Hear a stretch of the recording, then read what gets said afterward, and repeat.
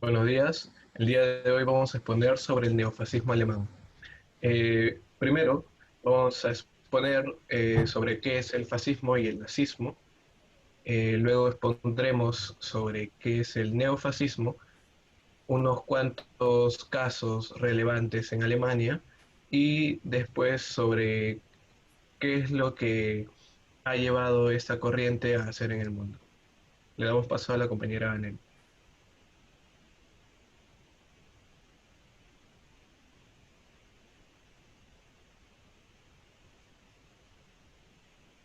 Exactamente el fascismo. La primera teoría, estábamos revisando la fuente de Robert Paxton, que es un historiador. Él trata de poder definir de dónde viene, o sea, exactamente qué es el fascismo y de dónde viene principalmente, ¿no? El término de fascismo fue acuñado por Mussolini a finales de, de 1914, cuando él integró un movimiento de partisanos,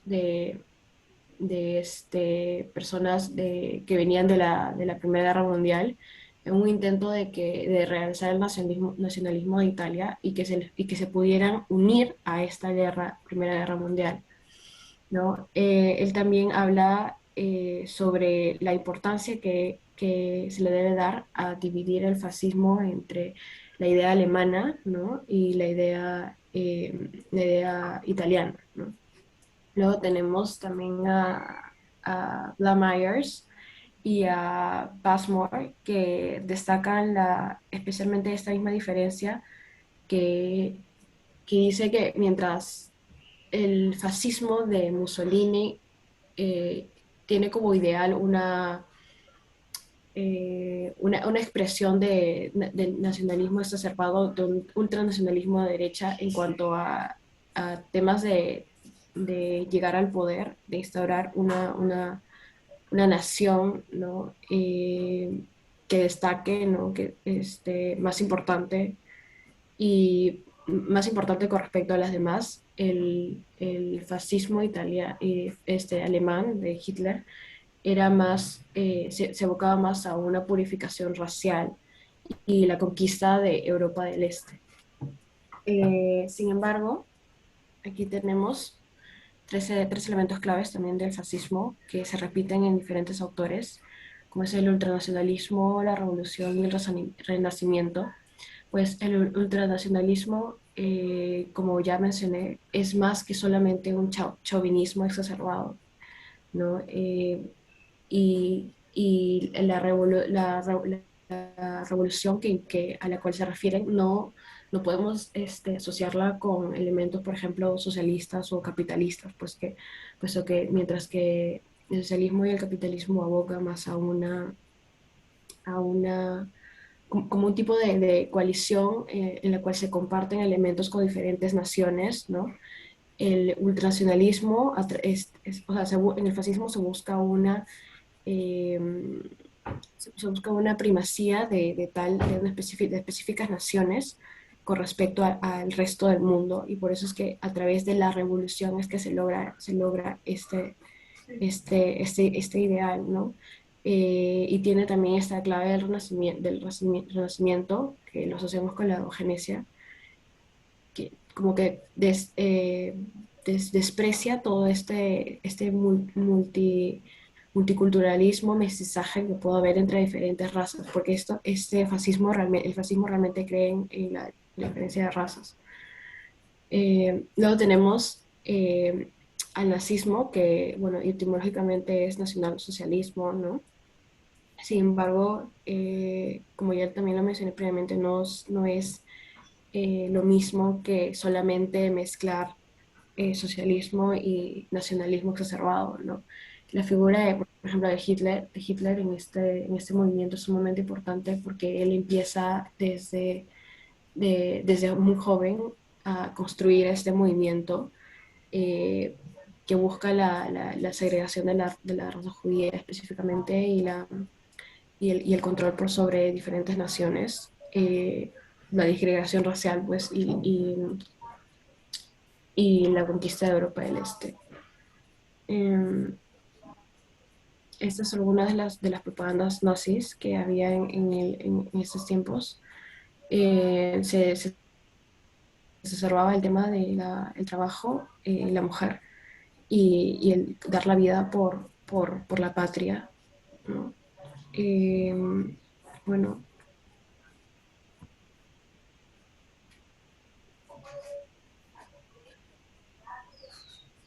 compañero. Ah, muchas gracias. Ah, Después de que la Alemania nazi haya perdido la guerra y que la Alemania fuera dividida en dos territorios, la Alemania Federal y la República Democrática Alemana, el nazismo fue prácticamente destruido y revivió en una forma de neonazismo. Obviamente, este neonazismo estuvo en la clandestinidad mucho tiempo. El neofascismo posterior a la Segunda Guerra Mundial, el de la época del capitalismo controlado de Keynes, se puede ver que revivía las victorias militares de Alemania en la Segunda Guerra Mundial. Este neonazismo perduró principalmente en la Alemania Federal y se caracterizaba por ser antidemocrático, detestaba la idea de tener un parlamento y además tenía una carga antisemita muy fuerte. Después de la caída del muro de Berlín, las dos Alemanias separadas por acuerdo fueron reunidas, pues ya no había un motivo realmente para que estuvieran divididas. Entonces, en este contexto, mucha gente que había visto los horrores de la Segunda Guerra Mundial ya había fallecido. Entonces, mucha gente que no conocía fue cayendo en mucha gente que no conocía la historia de la Segunda Guerra Mundial cayó en la persuasión de los grupos neonazis al reinterpretar la historia de la Segunda Guerra Mundial. En este contexto había dos grandes partidos que se podían considerar neofascistas, los cuales son el Partido Nacional Democrático Alemán y la Unión del Pueblo Alemán. Este segundo partido en el año 2014 se adherió a las filas del Partido Nacional Democrático Alemán. En el año 2006, en las elecciones regionales de Mecklemburgo-Pomerania Occidental, uno de los 17 estados alemanes, se puede ver que se obtuvo un 7.3% de los votos a favor del Partido Nacional Democrático Alemán. En el año 2009, este mismo partido logró tener 9 diputados en el Parlamento regional de Sajonia. Y en el año 2020, el primer ministro de Interior de Alemania había dicho que el extremismo de derecha se había convertido en un riesgo de la nación. Pásale la diapositiva, por favor. Podemos ver, después de haber analizado las tendencias mayoritarias a lo largo del tiempo, podemos hablar que existen dos grandes tendencias de este nuevo neofascismo.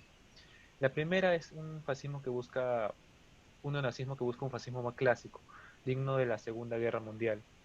Eh, Este podemos calificarlo, por así decirlo, como un neofascismo clásico. Luego surge una nueva corriente de neonazismo, el cual se caracteriza por adecuarse a un contexto neoliberal en el cual vivimos actualmente. Este se puede caracterizar por cuatro rasgos fundamentales. La primera es una fuerte carga racista en el cual se busca que todos los inmigrantes que vienen a Alemania se vayan, pues constituyen un riesgo para la nación, pues ellos consideran que no los consideran alemanes puros. Entre sus principales blancos son los inmigrantes turcos, los inmigrantes sirios y los inmigrantes afganos. Luego podemos ver que este neonazismo es profundamente anti-Unión Europea. Esto se basa en que ellos consideran que la Unión Europea es un cargo para la Alemania, pues Alemania se hace, pues Alemania para ellos mueve toda la Unión y gasta grandes recursos en mantener a una Unión que más bien lo perjudica. Luego también podemos ver que es profundamente autoritario y esto se puede ver en su discurso que ellos manejan. También, como cuarta característica, podemos ver que es intolerante a las etnias y ideas que no son afines a su pensamiento. Esto se puede ver en los crímenes de odio que muchos neonazis cometen. Pasa la diapositiva, por favor. Eh, la gran pregunta es, ¿por qué el discurso nazi es tan popular en los jóvenes? Esta gran pregunta es una gran interrogante que muchos académicos se cuestionan. La respuesta que nos busca dar el académico Rodríguez es la siguiente. Este académico afirma que los movimientos neonazis son populares entre la gente ya que presentan un discurso antisistema. Este discurso ultraderecha es popular porque busca dar soluciones rápidas a los grandes problemas que tiene el Estado alemán, como por ejemplo la inmigración. Dicho de otro modo, este discurso nace del abandono progresivo del estado de bienestar que duró en Alemania durante la época de la posguerra. En la actualidad se puede observar que en muchas zonas de Alemania el índice de desarrollo humano ha bajado con respecto a años anteriores de la posguerra. Ah, Se puede ver que también hay muchos jóvenes que están sin trabajo y están marginados, lo que son un caldo de cultivo para la propagación de ideas neonazis. Ese mismo caldo de cultivo en el que cayeron en el pasado muchos jóvenes de Alemania ante la Segunda Guerra Mundial, pues habían creído en las ideas de Hitler. Ah, Le doy paso a mi compañero Diego. Bueno, luego de que mi compañero haya explicado qué es el neofascismo, ustedes se preguntarán, ¿y cuál es la relevancia de estudiar esta nueva movida? Pues yo diré que es relevante porque se están cometiendo crímenes basados en esta forma de pensar. El primero de ellos, y quizás el más importante para nuestro trabajo, es la matanza de Hanau, por la cantidad de muertos que tuvo y por el extremismo ideológico del asesino. Este suceso ocurrió en Hanau, Alemania, en 19 de febrero del 2020, aproximadamente a las 22 horas, en las que Tobias Seracia, un sujeto aparentemente neonazi, se dirigió a un bar donde comúnmente se reúnen personas inmigrantes del Medio Oriente. El asesino disparó contra las personas que se encontraban allí, y luego se dirige a otro bar con la misma característica y sucede lo mismo. Este atentado en total dejó a 11 personas muertas, contando con el autor del crimen y su madre de 72 años. Además, 5 de las víctimas del atentado fueron de nacionalidad turca. Se puede decir que este es un crimen de extrema derecha, de discriminación, de xenofobia, y por ende, el crimen es neofascista. Lo que vemos en las imágenes son partes de su texto de 24 páginas que se encontró en su computadora. En él, el asesino considera que la existencia de determinados grupos étnicos debe ser destruido. En la primera imagen, por ejemplo, dice, las personas de los siguientes países deben ser completamente destruidas. Morocco, Algeria, Libia, Egipto, Israel, Pakistán, Afganistán, Vietnam, Laos, Camboya, Filipinas, etc. En la segunda imagen dice, podría eliminar a todas esas personas, incluso si estuviéramos hablando de unos cuantos billones aquí. Siguiente, por favor.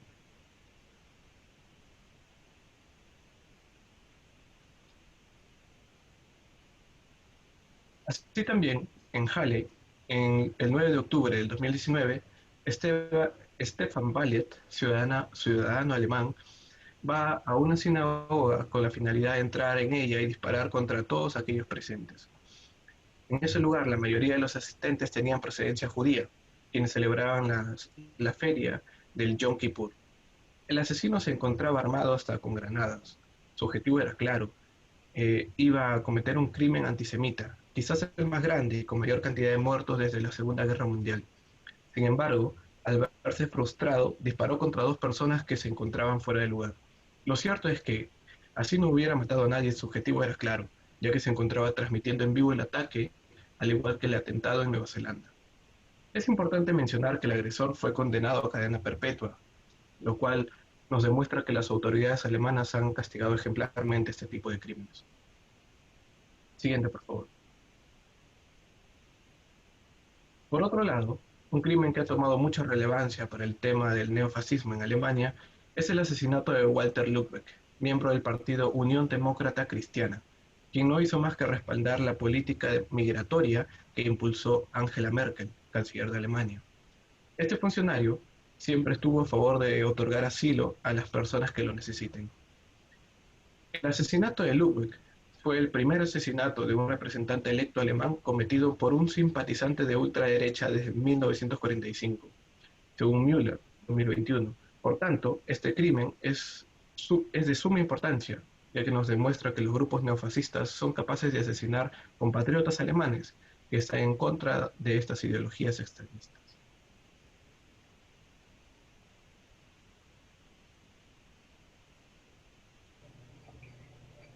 En el ámbito social, al finalizar la Segunda Guerra Mundial, surgieron movimientos en respuesta a este conflicto bélico, como es el caso del existencialismo, que fue el primero de estos, el cual tenía la idea de que una persona que es capaz de pensar es libre, y gracias a esta libertad se debe su existencia. ya que anteriormente se había experimentado el cataclismo del totalitarismo que había tenido como efecto el que la experiencia vital de limitación tan típica de la modernidad se convirtiera también en una experiencia de libertad. Sin embargo, la libertad de la persona como ser limitado ya no era suficiente como noción de libertad, así es que buscaban que la libertad tenía que politizarse. Otro de los movimientos que surgieron fue la generación alienada, la cual tildó de falso e ilusorio el movimiento existencialista.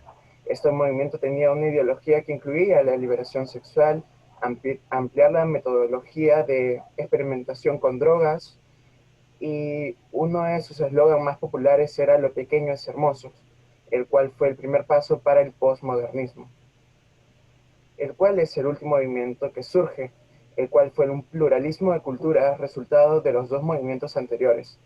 El postmodernismo fue el movimiento más amplio de todos. Este movimiento asumía que cualquier persona puede elegir su estilo de vida que quiera llevar. Además, este movimiento no tenía cosas propiamente suyas. Cualquier música, pintura o filosofía podría ser parte del postmodernismo.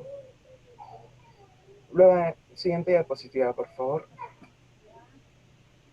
Los países alrededor del mundo crearon diferentes organismos luego de la Segunda Guerra Mundial.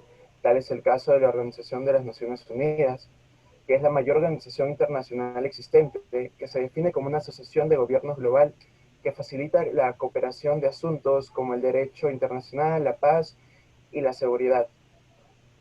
Otro organismo es el Fondo Monetario Internacional, integrado por 184 países que trabaja para promover la cooperación monetaria mundial, asegurar la estabilidad financiera, facilitar el comercio internacional, promover un alto nivel de empleo y crecimiento económico sustentable y reducir la pobreza. Y la última de las cuales voy a mencionar es la Organización Mundial de la Salud, que es la autoridad directiva y coordinadora de las acciones sanitarias en el sistema de las Naciones Unidas. Siguiente diapositiva.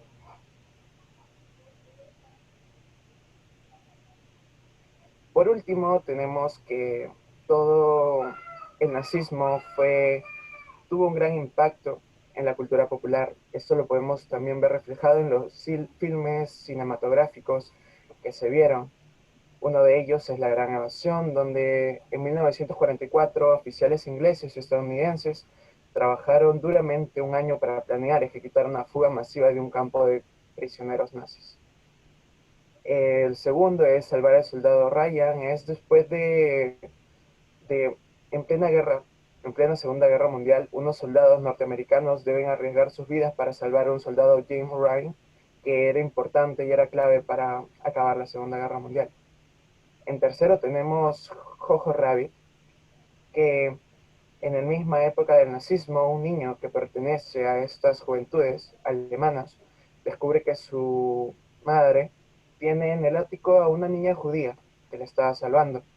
Y la concepción del mundo que tiene el pequeño y hace que tenga un amigo imaginario como Hitler y cambia la idea de cómo ver el nazismo. Y por último, de los que le voy a mencionar es Masacre, donde un niño de Alemania, que es testigo de los terribles actos de castigo de los nazis, se une a la resistencia soviética contra las despiadadas fuerzas alemanas.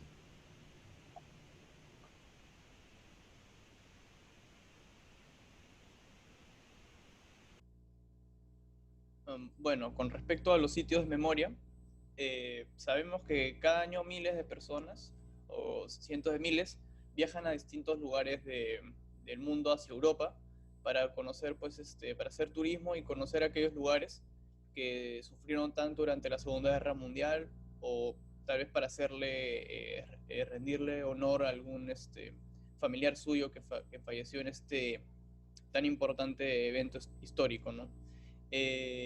Estos sitios de memoria no solo deben limitarse a que uno rinda tributo y conozca la historia, sino también a, como bien dice pues, el término, a rememorar y a reflexionar sobre cuáles fueron los eventos pues, llegaron a que se cause tanto conflicto. Bueno, los siguientes sitios memoria, de los cuales les hablaré, son dos de los más importantes y son resultados pues, del fascismo alemán y cumplen con las características anteriormente mencionadas. Bueno, comenzando por el muro de Berlín, este es el símbolo por excelencia de lo que puede llegar a ser, lo que puede llegar a causar una ideología de extremo como es el nazismo o el fascismo alemán. Literalmente dividió, o sea, algo que principalmente tenía el objetivo de unir a todos los países como era esta ideología, unir a todas las regiones alemanas que anteriormente habían perdido y unirlas en una sola y hacer el pueblo, el pueblo definitivo, terminó siendo dividida luego del fracaso de Alemania durante la Segunda Guerra Mundial. Literalmente dividida, pues, porque se dividieron, con Berlín se dividió pues la parte federal y democrática. La idea de la división fue pues como un símbolo o un trofeo de guerra por parte de los Estados Unidos y de la Unión Soviética. Se sabe que durante sus 28 años de existencia, más de 100.000 personas intentaron huir de la parte de República Democrática, buscando la libertad. Más de 600 fueron abatidos por los guardias fronterizos, y fue recién hasta el año 1989, a principios de ese año, que recién se promulgó una ley para que los guardias fronterizos no usaran armas, no hicieran uso de sus carabinas contra aquellos que quisieran escapar. Entonces ahí ya nos damos más o menos cuenta de la magnitud y de la violencia que había pues, en estas fronteras. Bueno, luego del derribo del muro, este lugar se volvió un sitio de memoria, y a día de hoy se usa para la gente, hay pues pedazos de muro que se han dejado ahí para hacer reflexionar a la gente, ¿no? Y para que tomen conciencia de lo que pueden, como mencioné anteriormente, causar estas ideologías de extremo. Bueno, siguiente diapositiva, por favor. Bueno, el siguiente sitio de memoria viene a ser el Museo Auschwitz-Birkenau, mejor conocido como Auschwitz, que está ubicado en la ciudad polaca de Oswiecim, y esta albergaba marxistas, judíos, homosexuales, gitanos y prisioneros de guerra. Y bueno, todo aquel que el nazismo consideraba pues sus enemigos, ¿no? Esa es otra particularidad del neofascismo alemán y del ultranacionalismo, ¿no? De que tienden a unir a la gente creando pues enemigos, ¿no? Entonces acá también se llegó al extremo al usar a estos enemigos que ellos tenían, no solo como prisioneros, sino para experimentar con ellos, ¿no? Se estima que morían 1000 personas al día, entonces también nos imaginamos el nivel de violencia y la catástrofe que se vivía ahí, ¿no? Una vez finalizada la guerra, en 1949 se inaugura el Museo de Auschwitz, que es, así lo podemos encontrar ahora, ¿no? Y en 1979 se convierte en Patrimonio de la Humanidad. Y en este lugar, hoy en día, aparte pues, de rendir tributo y de realizar turismo y ver todo, pues, y rememorar la historia, se realizan estudios sobre esto mismo de crear crear memoria, se realizan estudios de investigación, y se sabe pues que hasta la fecha, al menos desde que se inauguró, más de 25 millones de visitantes han pasado por ahí a visitar el lugar, ¿no? Y bueno, última diapositiva. Bueno, en conclusión y como grupo, queremos mencionar que coincidimos en que el neofascismo alemán y las varias ramas que esta contiene son una ideología que resulta problemática no solo para un país, sino el ejemplo que puede dar para el mundo entero, ¿no? Ya que no se limita pues a discriminar, a ser xenófobos o mantener pues cierta exclusividad discriminatoria, ¿no? Sino que también se forman partidos políticos, o hasta las ideologías y los pensamientos pueden llegar a instituciones.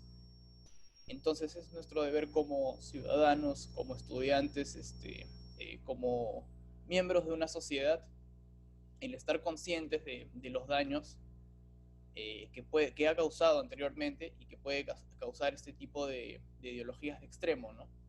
Entonces es necesario, como mencionaba, aprender en las escuelas, universidades e instituciones que fue la peor expresión de este neofascismo, el nazismo en Alemania, que fue lo que extremo al que peor llegó. Y es nuestro deber crear una memoria colectiva para así mantener pues una actitud de vigías y de estar informados ante estas ideas extremistas que en cualquier momento pueden llegar a volver a ocurrir, ¿no? Muchas gracias.